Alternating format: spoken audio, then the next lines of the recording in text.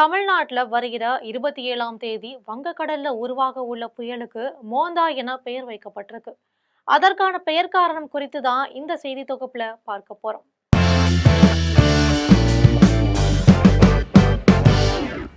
தமிழ்நாட்டில் வடகிழக்கு பருவமழை முழு வீச்சில் தொடங்கி சென்னை உட்பட பல மாவட்டங்கள்ல நாளுக்கு நாள் மழை தீவிரமடைஞ்சு வருது. இதனிடையே வங்கக்கடலில் உருவாகி இருக்கும் காற்றழுத்த தாழ்வு பகுதி அடுத்த சில நாட்கள்ல புயலா வலுப்பெறும் என வானிலை ஆய்வு மையம் எச்சரிக்கை விடுத்திருக்காங்க. அந்த புயலுக்கு மோந்தா புயல் என பெயரிடப்பட்டிருக்கு. இந்த பெயர் தாய்லாந்து நாட்டால் பரிந்துரைக்கப்பட்டதுன்னு சொல்றாங்க.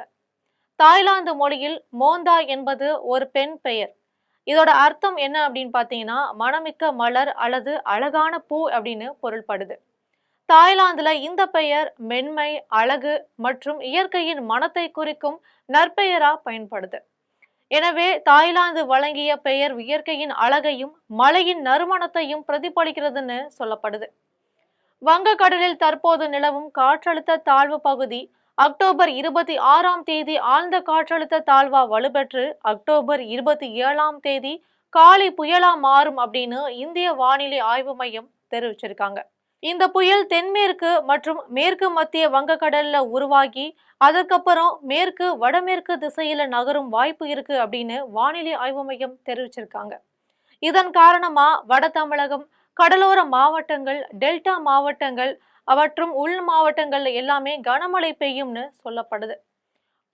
குறிப்பா பாத்தீங்க அப்படின்னா சென்னை, காஞ்சிபுரம், செங்கல்பட்டு, திருவள்ளூர், நாகப்பட்டினம், தஞ்சாவூர், திருவாரூர், புதுக்கோட்டை உள்ளிட்ட மாவட்டங்கள்ல மழை தீவிரமடையும்னு எச்சரிக்கை விடுச்சிருக்காங்க.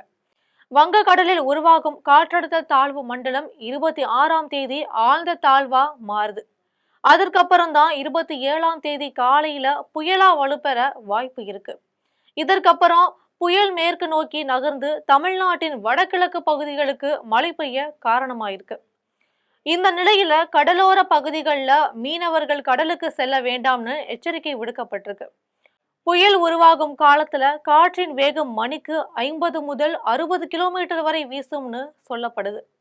வடகிழக்கு பருவமழை தொடங்கி இருக்கிறதுனால இந்த புயல் தமிழ்நாட்டில வடபகுதிகளில் மழை தீவிரத்தை மேலும் அதிகரிக்கும்னு வானிலையில நிபுணர்கள்லாம் சொல்றாங்க. மழையால் குறைந்தபட்ச வெப்பநிலை குறையும், பல இடங்கள்ல நீர்நிலைகள் நிரம்பும் வாய்ப்பு இருக்கு. தாய்லாந்து வழங்கிய மோந்தா அப்படிங்கிற பெயர் இயற்கையின் அழக குறிச்சாலும் வங்கக்கடல்ல உருவாகும் இந்த புயல் தமிழகத்துக்கு மழை நன்மை தருமா இல்ல வெள்ளை பிரச்சனை ஏற்படுத்துமா அப்படிங்கிறது அடுத்த சில நாட்கள்ல தான் வெளிவரும். திருவாரூர் மாவட்டத்துல கனமழையால பாதிக்கப்பட்ட பயிர்களை நேரில் ஆய்வு செய்வதா தமிழ்நாடு எதிர்க்கட்சி தலைவர் எடப்பாடி பழனிசாமி திருவாரூர் மாவட்டம் வடுவூர், சித்தனக்குடி, செருவலூர் உள்ளிட்ட பல்வேறு பகுதிகளில் மழையால பாதிக்கப்பட்ட பகுதிகளை நேரில் பார்வையிட்டு விவசாயிகளோட குறைகளை கேட்டறிஞ்சாங்க. தொடர்ந்து திருவாரூர் செய்தியாளர்களை சந்தித்த எடப்பாடி பழனிசாமி என்ன பேசியிருக்காங்க அப்படின்னா, திருவாரூர் மாவட்டத்துல குறுவை சாகுபடி அறுவை செய்யப்பட்டு விவசாயிகள் கொண்டு வந்த நெல்லை நேரடியா கொள்முதல் செய்யப்படல. அதனால விவசாயிகள் தங்கள் உற்பத்தி செய்யப்பட்ட நெல்மணிகளை சாலைகள்ல கொட்டி வைத்து சுமார் 20 நிமிடங்கள்ல காவல் காத்து வராங்க. இப்போது மழைக்காலம் இருக்கிற காரணத்தினால அந்த நெல்மணிகள் எல்லாம் முளைச்சு விவசாயிகள் பெரும் நஷ்டத்துக்கு ஆளாகி இருக்காங்க. நான் காலையில இருந்து மதியம் வர பல இடத்துக்கு நேரடியா சென்று விவசாயிகளை சந்திச்சுட்டு வரேன். விவசாயிகள் கண்ணீர் விட்டு அழுறாங்க அப்படின்னு தெரிவிச்சிருக்காரு எடப்பாடி பழனிசாமி. விவசாயிகளிடம் இருந்து சுமார் 4000 மூட்டைகள் கொள்முதல் செய்யாம இருக்கு. திருவாரூர் மாவட்டம் வடூரில் விவசாயிகளிடம் இருந்து கொள்முதல் செய்யப்பட்ட மூட்டைகளை 8000 இருப்பு வச்சிருக்காங்க. அதையும் அங்கிருந்து குடோனுக்கு எடுத்து செல்லல.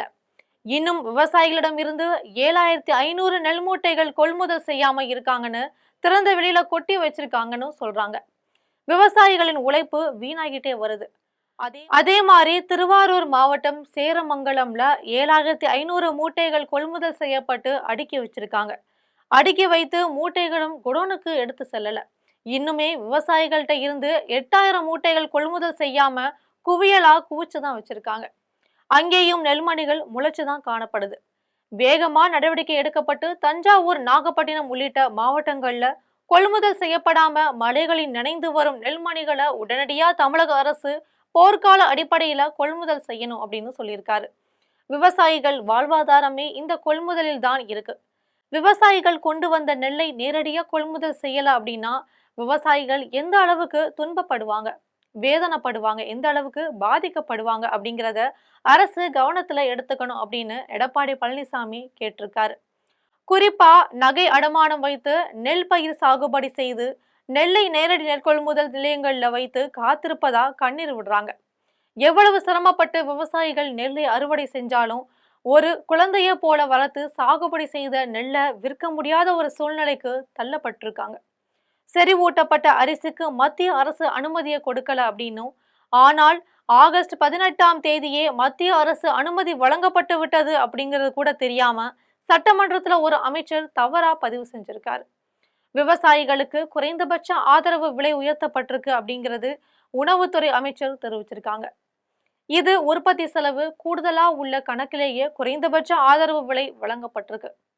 விவசாயிகளுக்கு இதுவரை எந்த இழப்பீடுமே வழங்கப்படல. போர்க்கால அடிப்படையில நெல் கொள்முதலுமே செய்யணும்.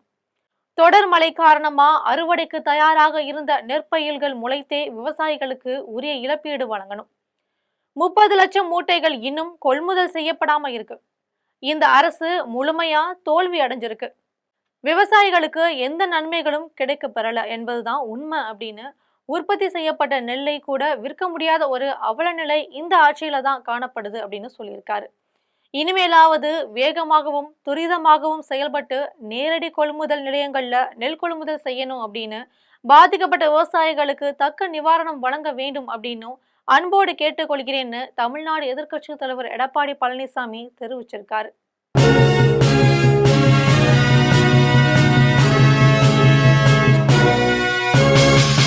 உடனுக்குடன் அப்டேட் தெரிந்து கொள்ள ஜெம் டிவி தமிழ் ஆப்பை இன்ஸ்டால் செய்யவும்.